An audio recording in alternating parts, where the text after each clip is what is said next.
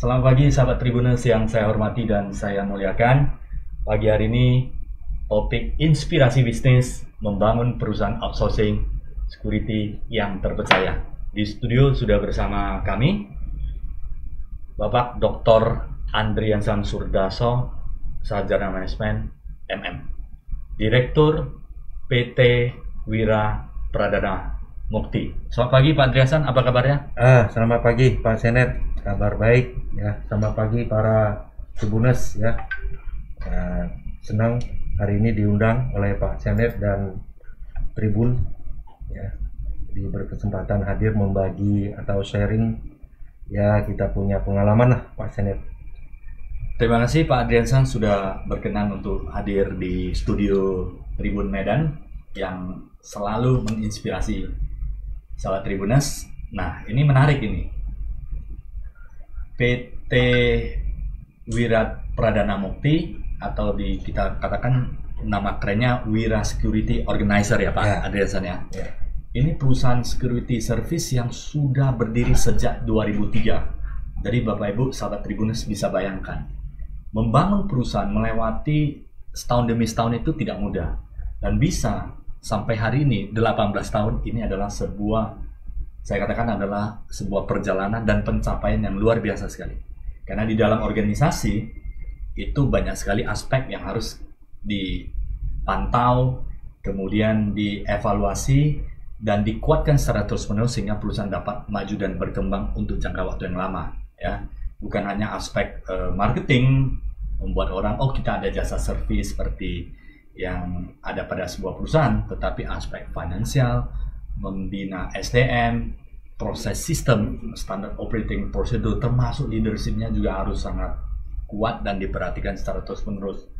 Jadi Wira Security Organizer ini adalah salah satu organizer untuk security yang terbaik di Sumatera Utara ya, bisa dikatakan seperti itu. Dan pagi hari ini kita akan gali banyak mengenai apa yang menyebabkan bisa maju dan berkembang sampai 18 tahun sampai saat ini.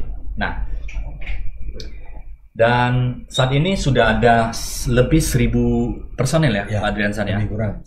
Lebih kurang 1.000 personel, tidak mudah ya. Kalau kita mengatur karyawan 10, 20, 100 saja udah pusing. Pak Andriansan, ini ada 100.000 personel yang ditempatkan di banyak perusahaan. Ada 130 lebih perusahaan, dan ini mengatur satu perusahaan saja sudah tidak mudah Pak Andriansan, apalagi sampai mengatur 130 perusahaan.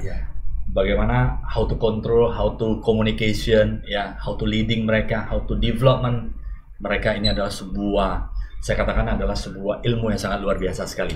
Nah Pak Andriansan, saya mulai dari visinya ya. Visinya adalah menjadi excellent di bidang pengamanan, pelayanan prima untuk seluruh aspek kehidupan masyarakat.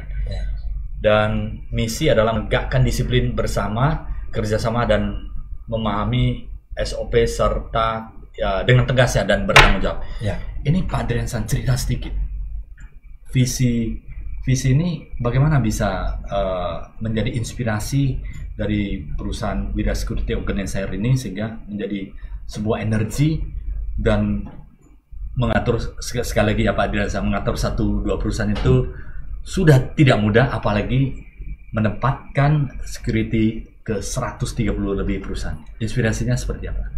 Jadi sebenarnya kalau kita bergerak di bidang outsourcing sebagai awal perlu saya sampaikan pada kesempatan ini PT Wira Pradana Mukti itu adalah perusahaan outsourcing berdiri sejak tahun 2003. Nah, itu memang awal-awal dikenalnya outsourcing jadi kalau nggak salah sekitar tahun 2002-2003 itu awal-awal dikenalnya perusahaan outsourcing, atau kalau sekarang dalam bahasa Indonesianya perusahaan alidaya. Nah, jadi kita perusahaan outsourcing memang perusahaan alidaya ini awalnya kita adalah perusahaan yang menyediakan tenaga security satpam tetapi saat ini sehubungan dengan seringan perjalanan waktu, kita juga ada menyediakan jasa selain satpam itu ada cleaning service, ada driver, juga ada ya beberapa yang memang dibutuhkan oleh perusahaan. Nah kalau sekarang juga terbuka luas, bisa disupport oleh perusahaan kita. Nah yang penting sebenarnya kalau tadi Pak Senjat memberitahukan itu adalah kuncinya sebenarnya adalah perusahaan outsourcing itu bagaimana menciptakan SDM yang disiplin. Nah, jadi bagaimana caranya kita melaksanakan itu? Kita melakukan pelatihan. Jadi kita ada lakukan pelatihan. Pelatihan itu karena kalau satpam itu dia wajib pelatihan dari kepolisian. Jadi dia harus kalau untuk awal dia namanya sertifikatnya Garda Pratama. Jadi kalau dia ada sertifikat Garda Pratama, dia baru boleh memakai seragam satpam. Apalagi sekarang seragam satpam itu udah menyerupai seragam dari kepolisian. Itu hanya degradasinya 20% lebih mudah. Jadi saat ini ya betul-betul kita sangat selektif ya. Jadi mereka harus ikut dulu pelatihan. Jadi untuk bisa terbentuknya suatu disiplin itu mereka harus ikut pelatihan. Pelatihan yang pertama adalah pelatihan yang dari pihak kepolisian. Dalam hal ini kita dengan kerjasama dengan Bimas Poldasu ya. Jadi untuk karena yang bisa sebagai instruktur itu kita harus kerjasama dengan kepolisian daerah Sumatera Utara, dan untuk bisa melakukan pelatihan ya kita juga ada izin untuk hal tersebut. Jadi setelah mereka melakukan pelatihan dari pihak kepolisian, sehari-hari juga kita melaksanakan pengembangan. Jadi selain pelatihan ada pengembangan dan juga ada pembinaan. Nah pembinaan itu yang kita lakukan secara terus-menerus. Nah biasanya kita ada melaksanakan yang namanya apel, apakah itu di outlet, ya kita sebut outlet Pak. Jadi kalau perusahaan itu kita sebut outlet. Nah di outlet itu mereka ada apel harian dan apel juga bulanan atau gabungan. Nah di sana mereka diajarin lagi yaitu tentang PBB. Jadi untuk supaya dia disiplin. Nah juga beberapa hal yang sehubungan dengan pekerjaannya. Seperti kita juga ada mensupport atau mensupply tenaga satpam di perbankan. Nah mereka harus menambah satu yaitu selain tenaga pengamanan, mereka harus paham tentang pelayanan service. Nah jadi tadi Pak Senet ada menyinggung tentang pelayanan prima. Nah itu wajib Pak. Jadi mereka harus tahu dulu bagaimana melaksanakan pelayanan yang prima. Jadi itu mereka di training lagi Pak. Di training tentang hal itu, karena kalau misalnya bagaimana menyambut nasabah itu, baik waktu mau masuk, kemudian juga nanti pada saat di banking hall, ataupun nanti suatu saat di ATM, kemudian pada saat keluar. Jadi pada saat masuk dan keluar, terus terang Pak, kalau di suatu perusahaan itu yang ditemuin oleh pelanggan atau customer ataupun nasabah satpam Pak. Nah ini yang tidak terasa. Jadi satpam itu harus melayani dengan baik. Jadi selain tenaga pengamanan, dia juga harus memberikan pelayanan prima. Seperti itu Pak. Kunci utama adalah di kualitas SDM ya. Ya. Ada pelatihan kerjasama dengan kepolisian daerah Sumatera Utara untuk membimbing ya. Ya, kemudian melatih semua tim yang akan ditempatkan di kalau klien itu adalah outlet ya. Ya, outlet ya. Nah, kemudian dari sisi kalau di perbankan ada pelayanan ya Pak supaya nanti karena mereka juga bukan hanya pengamanan tetapi juga frontliner di dalam bertemu langsung the first time contact to customer atau klien di sebuah perusahaan. Itu ada jenis perusahaan-perusahaan apa yang menjadi kliennya atau outletnya dari Wira Security Organizer ini Pak Andreasan? Jadi kalau kita bicara yang Satpam dulu ya Pak. Jadi tadi ada beberapa. Jadi kalau Satpam ada cleaning service, ada driver ya dan lainnya. Nah kalau untuk Satpam itu Dikta memang saat ini ada pihak perbankan ya Pak tadi yang saya sebutkan. Kemudian ada perhotelan. Nah jadi perhotelan itu baik di perbankan atau perhotelan kadang-kadang kan ya kalau apalagi beberapa waktu lalu itu kan tingkat keamanan itu harus betul-betul kondusif ya Pak. Jadi artinya Satpam itu sebelum masuk ya dia harus periksa dulu Pak, sterilisasi dulu, diperiksa. Jadi itu yang biasanya kita lakukan di perbankan atau di perhotelan. Nah selain itu kita juga ada di perusahaan-perusahaan yang di kawasan industri Medan dan juga di kawasan industri Medannya. Di situ ada kita supply tenaga Satpamnya dan kemudian juga ada di perumahan Pak. Nah di perumahan juga ada kompleks ya perumahan. Jadi perbankan, perhotelan, industri, perumahan. Nah yang beberapa waktu lalu juga kita ada di perkebunan Pak. Perkebunan. Nah itu masuk di daerah kebunnya. Ya. Jadi ada beberapa afdeling ya, jadi itu di Sumatera Utara Pak, ya lumayan itu pada saat itu ada sampai kita supply sekitar 300-an apa. Nah pada saat itu, jadi ada beberapa memang outlet yang saat ini ya terdiri dari ada perkantoran, ada industri, ada perhotelan, ada perbankan, yang mana ada gedung Pak juga. Office ya, office tower ya. Jadi itu punya. Nah kalau biasanya itu kita ada setiap Satpam itu kita udah bekalin namanya apa yang harus dilakukan tugas pokok Satpam itu standar operational prosedurnya. Ya mereka harus kuasai. Selain itu di setiap outlet itu ada standar lokal prosedur yang mengikat ke perusahaan. Ya. Jadi itu biasanya inline ya Pak? Ya. Jadi kita misalnya ada outlet itu kita bahas dulu kira-kira apa yang harus dilakukan oleh Satpam selain ini standar operational prosedur, apa yang harus dilakukan oleh Satpam di perusahaan tersebut. Nah jadi misalnya kan ada perusahaan yang harus misalnya Satpamnya body check, tapi ada yang tidak perlu body check. Nah jadi itu tergantung dari pembicaraan ya dari outlet tersebut ya kebutuhan dari outlet tersebut. Jadi kita diskusikan dulu seperti itu Pak. Nah ini menarik Pak, ada di perhotelan, perbankan, kawasan industri dan perkantoran, kompleks perumahan, termasuk di perkebunan. Apakah ada beda kelas Pak untuk standar security yang akan ditempatkan? Misalnya kalau ditempatkan di perkebunan, treatment atau skillnya berbeda dengan yang di perkantoran, di perbankan maupun di industri.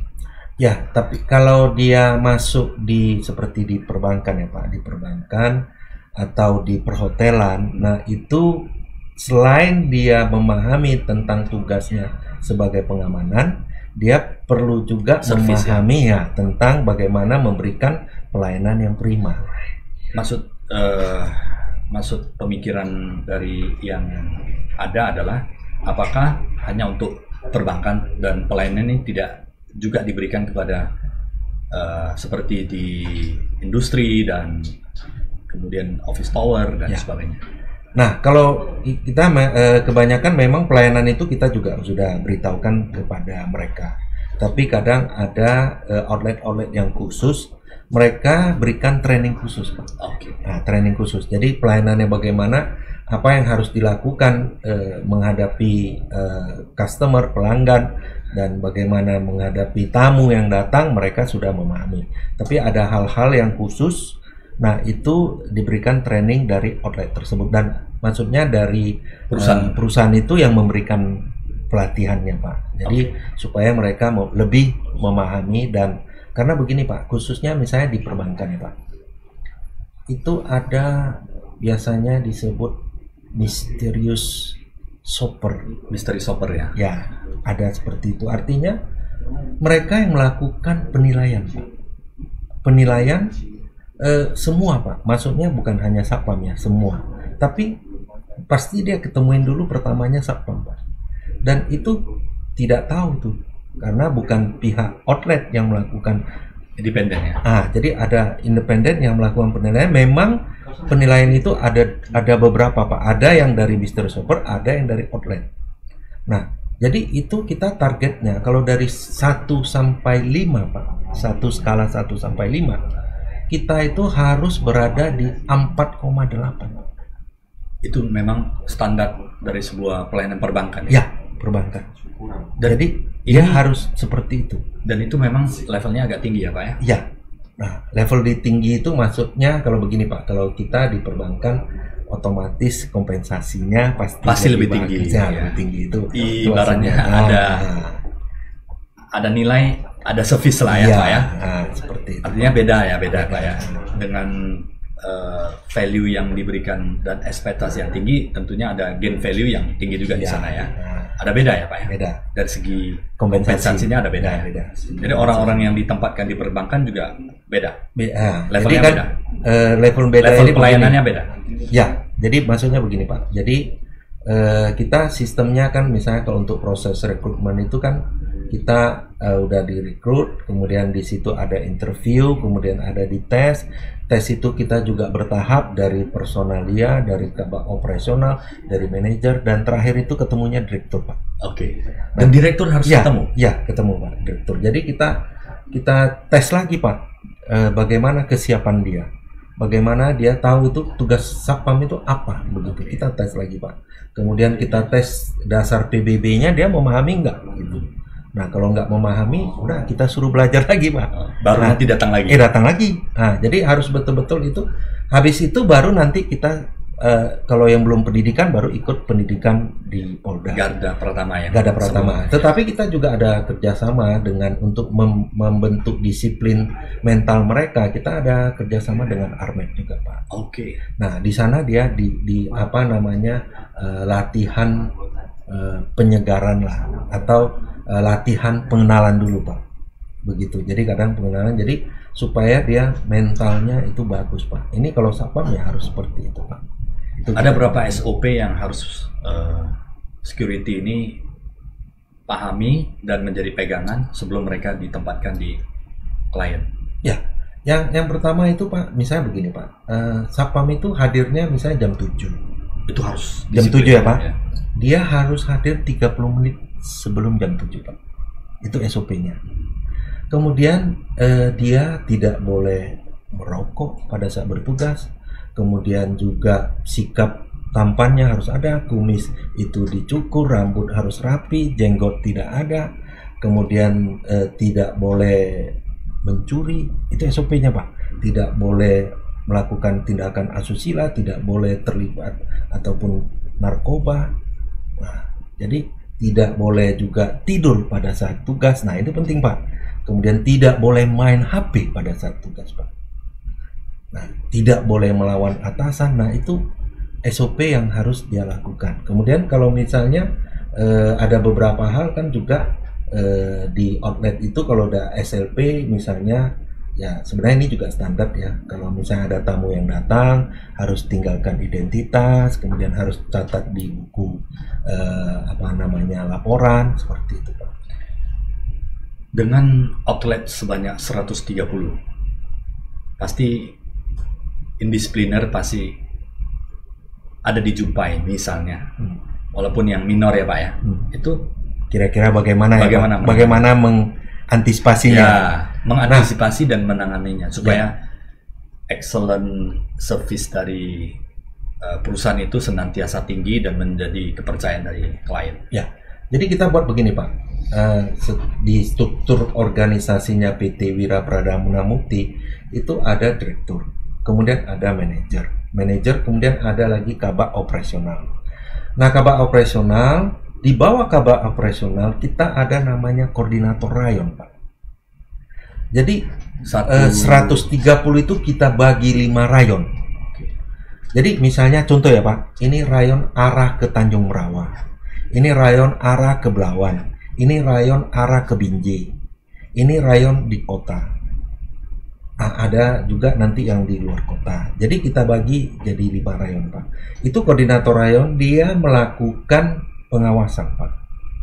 Jadi dia yang terus ya, Pak? Dia melakukan supervisi. Nah, itu supervisi yang artinya setiap outlet itu tidak tahu itu kapan datangnya koordinator rayon itu. Jadi ya dia melakukan sidak seperti inspeksi mendadak. Tetap lihat apakah ada security kita melaksanakan dengan baik nggak tugasnya. Nah, ada melakukan kesalahan nggak? Nah, di situ. Jadi kita melakukan pengawasan itu oleh koordinator rayon.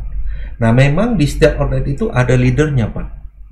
Ada leadernya. Apakah dia bisa aja dia koordinator lapangan karena tergantung jumlah. Apakah dia itu danru, apakah itu danton, ataupun kepala satpam atau chief. Nah, itu tergantung dari jumlahnya. Skalanya. Ya, skalanya. Jadi koordinatornya itu memantau, melakukan supervisi.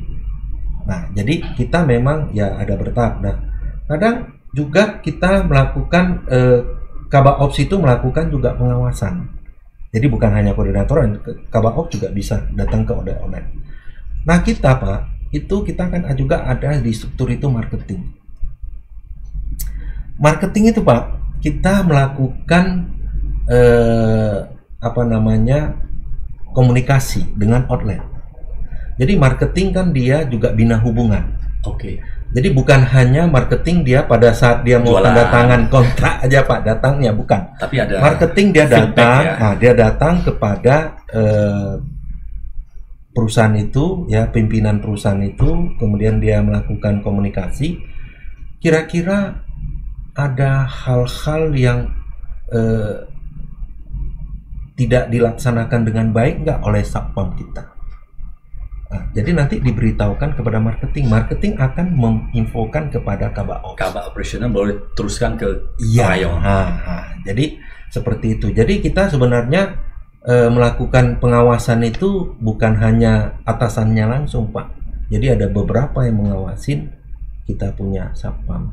Beberapa level untuk supaya memastikan kualitas pelayanan ini sesuai dengan SOP, kebutuhan, dan bagaimana Pak untuk menilai apakah kebutuhan dari sebuah klien atau outlet itu sometimes kan bisa beda-beda. Oh ya, jadi ada yang jomplang banget. Misalnya ini mintanya ini superior, sangat highly superior. Jadi ada begini, seperti Pak, yang terjadi di lapangan. Jadi begini Pak, misalnya ada suatu calon outlet, kita bicara calon outlet, dia belum outlet kita, mau menggunakan jasa satpam dari PT Wira, ya. Ini ada beberapa, ini baru kebetulan dia itu adalah alumni. Saya kan juga selain pimpinan perusahaan, saya juga dosen Pak. Jadi alumni, jadi dia alumni, dia hubungi Pak, ya saya oke. Jadi kita langkah pertama itu kita kirim dulu tim marketing dan tim operasional Pak. Kita lakukan survei dulu Pak. Jadi lakukan survei di perusahaan itu, di outlet itu, di calon outlet itu, kira-kira berapa jumlah SDM yang diperlukan untuk di sana. Kita survei dulu Pak. Nah udah disurvei, nanti kita akan presentasi bahwasanya jumlahnya, plottingnya itu di mana saja dan berapa totalnya. Nah setelah itu kalau memang udah disetujui, nah kita akan bahas tentang standar lokal prosedurnya. Nah kemudian ya itu karena begini Pak, kalau misalnya dia disetujui kan itu udah termasuk penawaran yang kita ajukan Pak. Jadi kalau memang dia mau yang ya terus terang lah, apakah misalnya UMK, apakah UMP, apakah di atas UMK Pak? Ada beda-beda? Ya, bukan, maksudnya kompensasinya Pak. Oke. Kompensasinya. Ya pasti kan kalau misalnya kita lihat ya otomatis kita perlu, kalau misalnya dia itu harus di atas UMK, kita perlu ada training lebih khusus Pak. Dan itu harus ada pengalaman. Ya, ada pengalaman. Ya. Bisa dikatakan adalah senior lah ya, senior ya. Jadi itu yang perlu. Karena juga terus terang Pak, di satpam ini kan juga kita ada mutasi, rotasi. Itu promosi. Setiap terjadi berapa lama Pak Adriansa? rotasi, penyegaran. Rotasi. Nah, penyegaran itu sebenarnya ya kita sih sarankan 3 bulan ya Pak. Kita sarankan kepada outlet bahwa itu 3 bulan itu penting. Tapi kadang-kadang outlet yang udah nyaman, udah ya janganlah, jangan dipindahkan ini. Nah, ini udah cocok, udah apa dengan kami. Nah, tolong jangan dipindahkan ya. Tapi sebenarnya perlu ya. Penyegaran itu sangat penting ya. Jangan nanti dia tugasnya satpam kok seperti dia jadi pimpinan juga di situ. Nah, ini yang perlu kita sampaikan ya. Jadi supaya dia tahu. Nah, memang kalau dulu di perbankan itu dia ada ketentuan, Pak. Di ketentuan itu satpam yang di sana maksimum itu boleh hanya 3 tahun. Oke. 3 tahun harus udah keluar dari perbankan itu. Tapi kalau sekarang katanya dari udah ada perubahan tentang alidaya ini boleh 5 tahun. 5 tahun. 5 tahun, Pak. Oke, ini menarik dari segi koordinasi, pengawasan, rotasi, ini penyegaran supaya nggak mudah juga ya. Ini harus untuk menangani ribuan SDM, rotasi dan sebagainya. Kemudian pengembangan outlet juga harus diperhatikan dari sisi feedback outlet. Nah, kalau dikatakan cost untuk pengamanan ini, security ini, kan ada yang mengatakan kalau kita rekrut sendiri mungkin tidak perlu ada professional fee untuk organizer. Bagaimana pandangan Pak Andreas? Jadi begini Pak. Nah, apa beda perusahaan outsourcing? Ya, kita misalnya outlet itu perusahaan itu menggunakan perusahaan outsourcing atau dia merekrut sendiri, namanya biasanya satpam organik ya. Apa bedanya? Nah, begini Pak. Bedanya itu adalah kalau menggunakan perusahaan outsourcing ya Pak, satu. Kalau si A kita tidak mau pakai, anytime bisa diganti Pak. Tapi kalau misalnya itu kita itu pegawai, tiba-tiba kita nggak mau, bisa nggak kita langsung tiba-tiba gitu kita pecat? Itu satu. Dan itu legal ya Pak ya? Nah, ya kan? Satu. Yang kedua, jadi bisa kita anytime ganti. Oh, ini nggak cocok, oke, tinggal telepon perusahaan outsourcing, ini tolonglah besok diganti. Ya, tapi ganti Pak, itu wajib ganti. Nah, kemudian yang kedua Pak, bahwasanya kalau jangka panjang ya perusahaan outsourcing itu kan kalau jangka panjang itu harus nanti mikirin pesangon lagi Pak. Kalau sekarang perusahaan outsourcing ya paling dia hitung karena ada itu berdasarkan Undang-Undang Cipta Kerja yang baru, paling kompensasi 1 bulan aja Pak. Dan itu di akhir ambil atau memang di akhir ya? Di akhir Pak. Jadi udah habis kontrak itu, tapi kan dihitung, dicicil tiap bulan kan nggak terasa berat. Oke. Nah, jadi itu beda kalau misalnya outsourcing dengan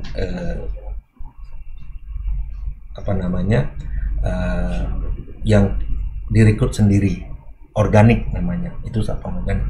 Jadi yang pertama itu adalah tadi anytime bisa ganti, yang kedua ya nanti tentang pesangonnya. Nah, kemudian yang ketiga tidak pusing-pusing Pak memikirkan tentang personalia, tentang ketenaga kerjaan, tentang pelatihan, tentang BPJS apa segala macam, itu diurus oleh outsourcing Pak. Profit udah komplit ya? Ya, jadi perusahaan itu fokus core bisnisnya. Cari duit Pak. Nah, core bisnisnya. Ya, jadi apa yang menjadi core bisnisnya itu yang dia ini kan fokus di situ. Nggak usah dia dipusingkan mengurus satpam, nggak usah dipusingkan misalnya mengurus cleaning service, nggak usah dipusingkan untuk mengurus misalnya driver apa segala macam. Biar kita yang urus Pak. Ya, untuk itu ya kita ada namanya manajemen fee Pak. Oke. Nah, biasanya boleh dibocor sedikit? Ya, manajemen fee itu sebenarnya lebih kurang 10%. 10%. Tetapi itu juga bisa negosiasi ya. Bisa negosiasi 10% dari mana gitu. Bisa naik, bisa turun. Naik nggak bisa. Naik nggak mungkin Pak. Naik nggak mungkin. Bisa turun. Kalau dulu Pak, awal-awalnya outsourcing itu Pak, awal-awal itu bisa 15% loh Pak. Kalau dulu, kalau saat ini ya karena persaingan demikian ketat ya turun juga 10%. Lah ya mensupport perusahaan. Nah 10% ya paling nanti bisa ya negosiasi ya bisa ya bisa kita inikan lah sesuai kebutuhan lah ya. Kebutuhan. Dan juga kan Pak, ya kondisi kita lihat dari outlet itu dia mau pakai UMP atau UMK. Oke. Kalau outlet ini UMP, ya udah kita pakai yang UMP karena kan beda Pak antara UMP dengan UMK. Jadi secara keseluruhan biayanya beda. Oke. Nah ini Pak Driansan, kalau dari segi apa ya keunggulan ya, kalau outsourcing ada beberapa yang sudah disampaikan, artinya nggak perlu pusing lah. Iya. Perusahaan yang sahabat Tribuners, ya. Perusahaan nggak terlalu pusing memikirkan masalah security lagi, keamanan dan supaya biar kepada yang ahlinya saja Pak. Ahlinya dan dia fokus di core business. Produksi, jualan, service, customer dengan baik. Ya. Nah ini kalau untuk driver bagaimana Pak? Ya, kalau driver ada yang seperti tadi kan ada beberapa ya, driver, cleaning service. Ya. Yang paling kuat sekarang saat ini adalah Satpam, security ya. Ya, maksudnya personel yang banyak itu adalah di Satpam. Yang kedua driver, yang ketiga cleaning service. Cleaning service ini kan baru divisi yang baru kita kembangkan. Oke. Ya. Nah, kalau driver dan cleaning service mungkin bisa cerita sedikit. Ya, jadi kalau untuk driver Pak, driver itu kita pada saat, nah ini sama Pak, rekrutmen itu tetap terakhirnya di direktur Pak. Jadi direktur ikut Pak ikut di dalam memastikan ya? Ya, memastikan. Jadi pertama driver itu minimal SIM-nya harus B1, wajib Pak. Walaupun dia mobil city car dan sebagainya atau mungkin karena kebanyakan lah ya. Kebanyakan driver yang diperlukan itu yang misalnya outlet yang memerlukan itu kebanyakan dia nanti BK kuning ataupun misalnya truk jadi dia harus wajib B1 Pak. Itu pertama. Yang kedua, kita lihat pengalamannya Pak. Jadi kita lihat ini driver pengalamannya di mana. Jadi kalau misalnya dia itu kan kita driver itu ada di sekolah Pak, ada di perusahaan. Nah kita lihat dia itu biasanya bawanya manusia atau barang gitu ya. Okay. Nah itu penting Pak, beda Pak. Dan saya tanya dulu apa perbedaannya? Kalau kamu bawa manusia, bawa barang apa bedanya? Nah kita bedanya di mana Pak? Ya, kalau dia bawa manusia Pak, itu kalau lewat polisi tidur itu harus pelan-pelan Pak. Kalau barang kan dia nggak terasa, tapi itu kan barangnya kan nggak jerit Pak. Iya. Tapi kalau manusia itu menjerit Pak. Oke. Pendekatannya beda ya. Jadi beda. Jadi kita kasih tahu. Nah kalau dia udah biasa bawanya manusia bus ya kita polisi. Kalau menghadapi polisi tidur bagaimana? Oh ya Pak, kita pelan-pelan. Kalau barang pun memang kan nggak boleh juga dia kencang. Tapi ada yang bisa pecah atau mungkin ya bisa... itu makanya kalau yang barang dia juga nggak boleh kencang. Tapi kan kalau misalnya pun dia lewat polisi tidur, tek kan nggak ada efek, artinya tidak ada suara ya Pak. Barang kalau manusia kan dia bersuara. Nah itu yang kita sampaikan. Kemudian apa sih supir itu harus mengetahui apa? Pertama lakukan apa dulu? Rambu lalu lintas, dan misalnya tidak boleh ngantuk, tidak boleh minum alkohol. Nah juga itu kita tetap tekankan Pak, tidak mencuri, tidak merokok. Nah itu kita usahakan pada saat rekrut itu kita sampaikan, kita tanyakan. Dan kriteria perekrutan Pak, keberhasilan yang paling yang istilahnya menjadi tinggi antara attitude, skill and knowledge, bagaimana penjabarannya? Nah, jadi karakternya kita lihat dulu Pak. Jadi karakter apa yang biasanya dilihat? Ya, kan begini. Jadi nanti kita tes juga Pak. Maksudnya kita tes dia bawa mobil bagaimana? Oke enggak? Skill lah ya Pak ya. Skill ya. Kita tes keahlian skill. Nah, kemudian sikapnya itu bagaimana Pak? Ya. Nah, jadi kan kita kan beda ya. Kalau misalnya dia di sekolah kan nggak bisa acu tak acu sikapnya, kemudian seperti tidak senyum ramah begitu. Nah itu penting Pak. Jadi kan kalau misalnya dia bawa bus yang dihadapin kan berarti anak-anak. Nah, jadi nggak bisa dia terlalu ini. Nah jadi kita lihat juga itu sikapnya, ininya kita nilai juga Pak. Jadi kita nilai kalau memang udah oke ya, kalau nggak oke ya nggak bisa Pak. Berarti kalau di sini karakter pribadi, sikap perilaku, dan pelayanan itu menjadi faktor utama ya. Yang di atas itu kemudian baru skillnya ya. Ya kalau hanya sikap perilaku tanpa skill juga nggak bisa. Tapi yang dilihat utama adalah karakter, kemudian kedua adalah di filter skillnya ya. Skill. Karena kalau driver itu pasti harus skill harus bagus Pak. Ya. Kalau driver Pak. Ya skill nggak bagus. Nggak bisa. Karena masuk longkang ya. Jadi kan kita lihat dia itu udah pernah bawa mobil apa gitu. Jadi kita harus cek juga Pak. Dan ya bisa aja kita cross check Pak. Ya. Kita cross check cara cross checknya. Kan kita ada buat kita suruh dia tulis form Pak. Kita tulis form. Siapa yang bisa dihubungi ya? Siapa yang bisa dihubungi, perusahaan apa, dia lalu berapa lama? Ya kita tes. Nah ada Pak yang nggak berani nulis siapa yang bisa dihubungi. Ini kan kita nggak ready untuk di cross check. Ini yang harus kita curigai. Iya berarti kamu kenapa takut? Berarti ada something happen Pak. Begitu. Dan driver Pak, apakah ada kategori misalnya driver untuk corporate, driver untuk keperluan pribadi? Maksudnya begini. Jadi yang untuk meng-hire kita punya driver itu bisa aja corporate ya. Tapi bisa juga pribadi. Tapi lebih banyak corporate. Kalau bawa truk gitu, Pak bisa. Misalnya ada perusahaan. Bisa. Misalnya perusahaan katakanlah dia bisnisnya kan mobilitasnya kan tinggi. Ya butuh rekrut driver yang bisa bawa sampai ke kemarin ada kontainer berat bisa misalnya dari Medan ke Jakarta supir antar pulau. Jadi maksudnya dia bawa barang dari misalnya dia di pengangkutan Pak. Itu juga ada. Jadi itu dibantu perekrutan di sana ya? Bisa. Jadi yang penting ya kalau kita rekrut itu harus ada pengalaman seperti itu Pak. Kalau nggak ada ya nggak bisa Pak. Nah kita harus tanyakan dulu, jangan nanti dia bohong gitu kan, ketahuan Pak. Gitu. Benar. Ini menarik sahabat Tribuners ya. Jadi salah satu kunci sukses dari Wira Security Organizer ini adalah perekrutan tenaga profesional yang baik ya di awal-awal sampai selektif di level direktur. Ini sangat penting karena bagaimanapun STM yang ada di dalam perusahaan adalah mewakili perusahaan di dalam memberikan pelayanan. Tingkah laku, pengetahuan, keahlian mereka akan dinilai oleh customer, klien maupun outlet kita ya.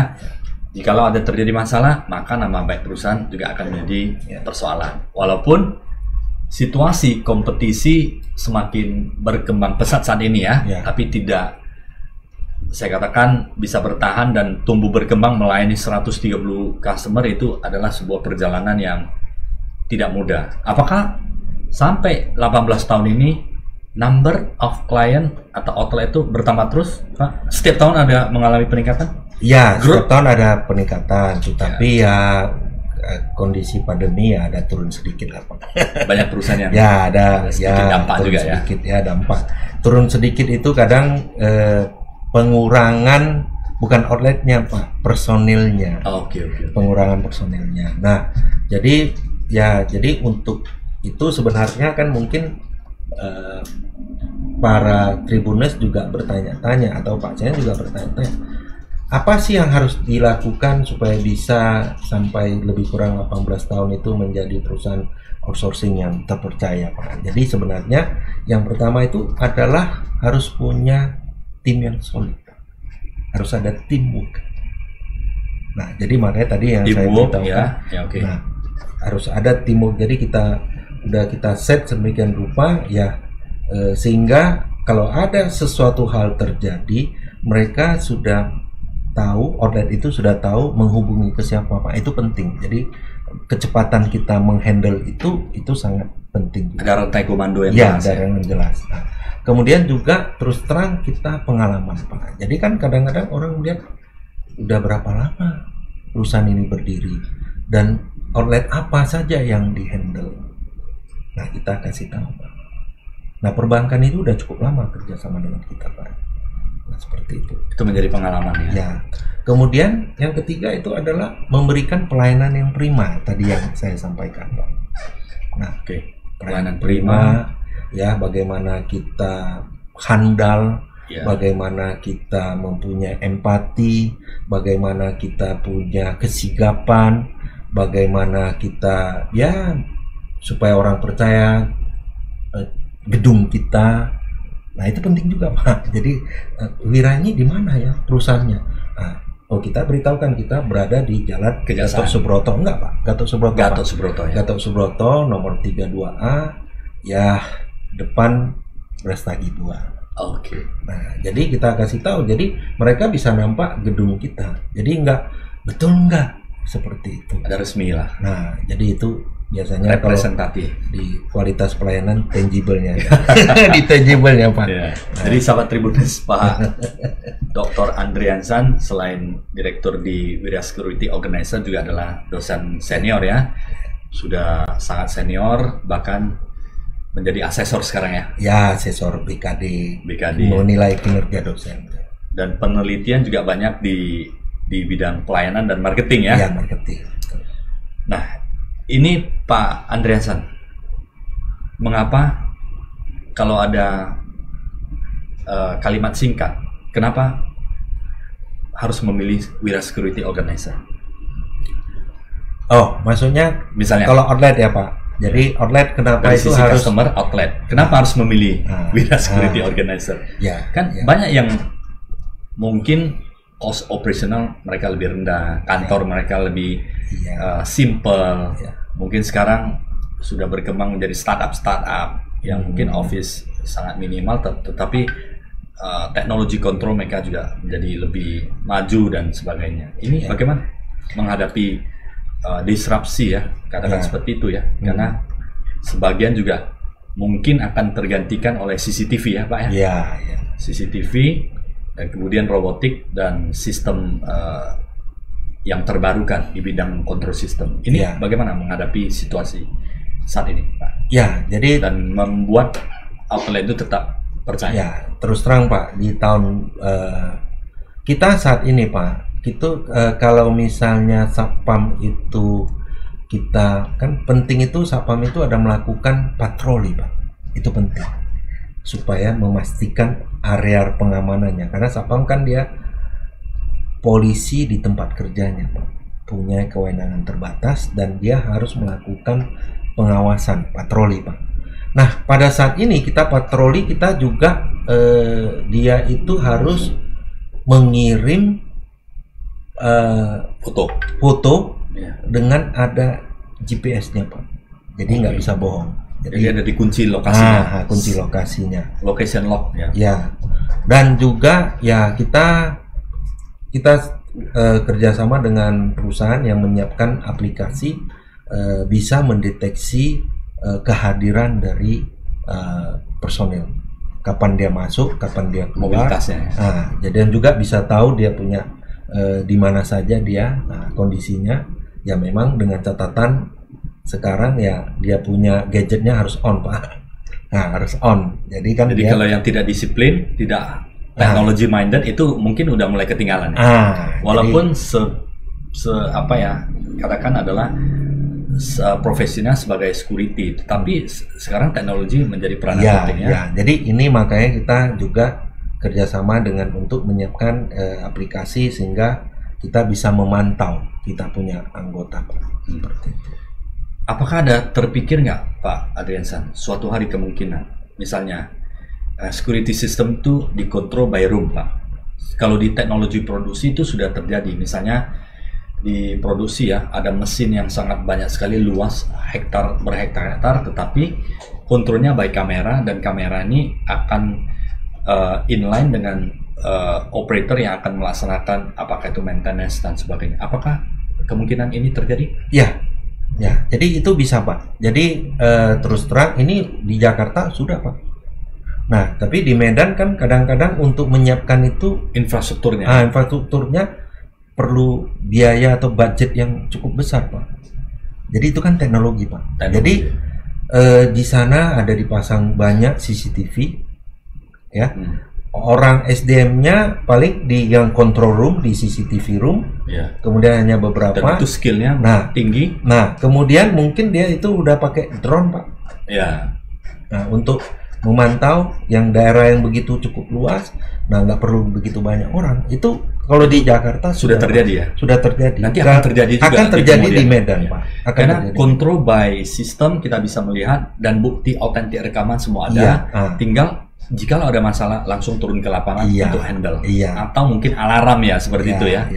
Dan faktor penghambatnya masih ke cost untuk infrastrukturnya ya, Pak? Iya, betul Pak. Jadi kalau seperti perbankan kan dia misalnya ada alarm sistem yang di sini terjadi alarm, di Jakarta bisa tahu Pak. Langsung link ya? Bisa langsung link kalau seperti itu. Walaupun kondisi sekarang ya memang personil masih dibutuhkan. Oke. Nah, jadi artinya walaupun dengan ada teknologi personil dibutuhkan, tetapi sudah mengurangi, Pak, mengurangi jumlahnya. Akan terjadi pengurangan, Pak. Ya, arah ke sana, Pak. Nah, kalau teknologinya sudah masuk, jumlahnya ya akan reduce, Pak. Tetapi skillnya makin tinggi. Iya. Ya, karena dia harus kuasai teknologi, analisa dan sebagainya ya. Iya. Oke, Pak Adriansan, menarik sekali ya. Ini kalau kita bahas cerita security system, ini sangat panjang sekali. Iya. Ya, tidak akan habis. Bagaimana pengalaman yang 18 tahun itu hanya kita bicara dalam 1 jam, tidak mungkin ya. Tapi mudah-mudahan apa yang disampaikan oleh Pak Dr. Andriansan ini memberikan insight tentang security system. Semoga keamanan kita senantiasa semakin baik ke depannya dan kemudian semakin kondusif ya. Artinya awareness terhadap security itu semakin baik dan percayakan security system Anda kepada Wira Security Organizer ya. Penutup dari Pak Adriansan, silakan untuk sahabat Tribuners. Ya, jadi para sahabat Tribuners ya ataupun perusahaan-perusahaan ya, aman itu mahal. Lebih aman, lebih mahal kalau tidak aman.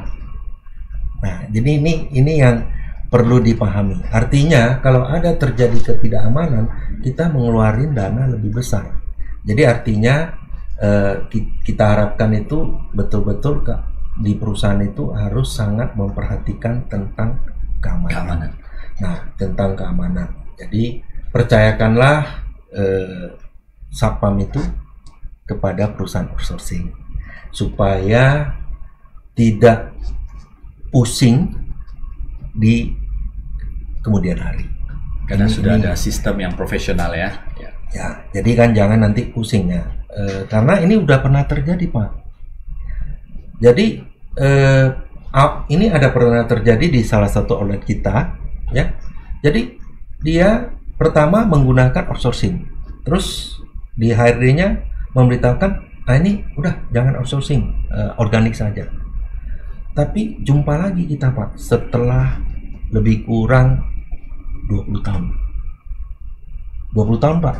Jadi lebih kurang 10 tahun. Lebih kurang 10 tahun, artinya dulu dia pakai 10 tahun kemudian dia kan udah organik, Pak ya. 10 tahun terus dia keluarin organiknya, pakai lagi kembali kita. Tapi dia agak pusing, Pak, pada saat dia mengeluarkan organiknya yang udah kerja 10 tahun itu agak pusing di pasti ada biaya pesangonnya. Jadi sebenarnya ya ini, jadi kita memberitahukan. Nah, tadi yang saya beritahukan, aman itu mahal, lebih mahal kalau tidak aman. Nah, artinya adalah jangan kita, kalau dulu Pak mungkin begini, udah nggak apa-apa, ini yang jaga perusahaan ini kita hire orang jaga malam aja. Tapi kalau nanti sesuatu ada terjadi, itu Pak yang tadi saya bilang, skillnya tidak. Kalau ada terjadi sesuatu, lebih banyak biaya yang kita keluarkan. Nah, jadi mari percayakan saja kalau ada profesionalnya di bidangnya, ya khususnya di bidang security ya. Oke, terima kasih Pak Andriansan, Pak Dr. Andriansan atas waktunya. Kita bisa sharing-sharing dengan security. Semoga ini menjadi sebuah pembicaraan bermanfaat bagi sahabat Tribuners ya. Sehat selalu untuk kita semuanya dan sukses selalu untuk kita semuanya di tahun 2022, ready untuk lebih baik lagi. Ya, semoga pandemi ini segera berakhir dan kita ada harapan yang besar untuk kita bisa lebih maju ke depannya lagi. Thank you Pak Andriansan. Terima kasih Pak Senet, Tribun dan Tribuners semuanya. Ya, salam sehat dan sukses selalu. Terima kasih, Sobat Tribuners. Thank you.